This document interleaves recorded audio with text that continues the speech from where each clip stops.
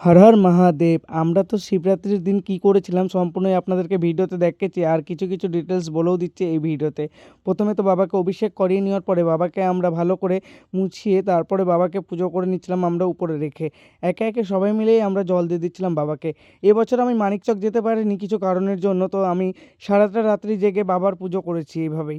তো জানি না কেমন কি, কে কীভাবে পুজো করে। আমি যতটা জানি মন থেকে পুজো করলেই সব পুজোই সন্তুষ্ট পাওয়া যায়। তো যাই হোক, একে একে আমরা সবাই মিলেই পুজো করছি। আর এদিকে আদলি, দিদি, আমি, দাদা, বোন সবাই মিলে একসাথে পুজো করে নিচ্ছিলাম ভোলেনাথের। আর ভগবান সবাইকে যাতে ভালো রাখে, মঙ্গল রাখে।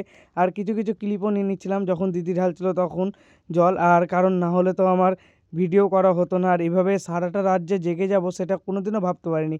ভগবানের আশীর্বাদ ছিল বলেই সারাটা রাত আমরা জেগে নিতে পেরেছি।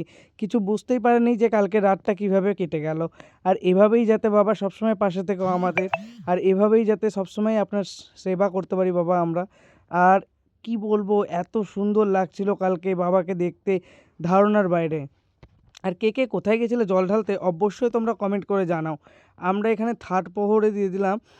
আর থার্ড প্রহরে জল দিয়ে দেওয়ার পরে এদিকে দেখতেই পাচ্ছেন সবাই যে বাবাকে আবার ভালো করে অভিষেক করিয়ে মুছিয়ে আমরা আবার ফুল দিয়ে পুজো করে নিচ্ছি সবাই মিলে। আর এদিকটাতেই দেখেন আমরা এখন মধু দিয়ে দিচ্ছি বাবার গায়ে। মধু দিয়েছিলাম আমরা এটা ফোর প্রহরে বাবাকে মধু দিয়ে আমরা অভিষেক করিয়ে বাবাকে আমরা ভালো করে আবার পুজো দিয়ে দিচ্ছি। হর হর মহাদেব। সবাইকে ভালো রেখো, সুস্থ রেখো, আর এইভাবেই সবাই আমার পাশে থেকো। Thank you.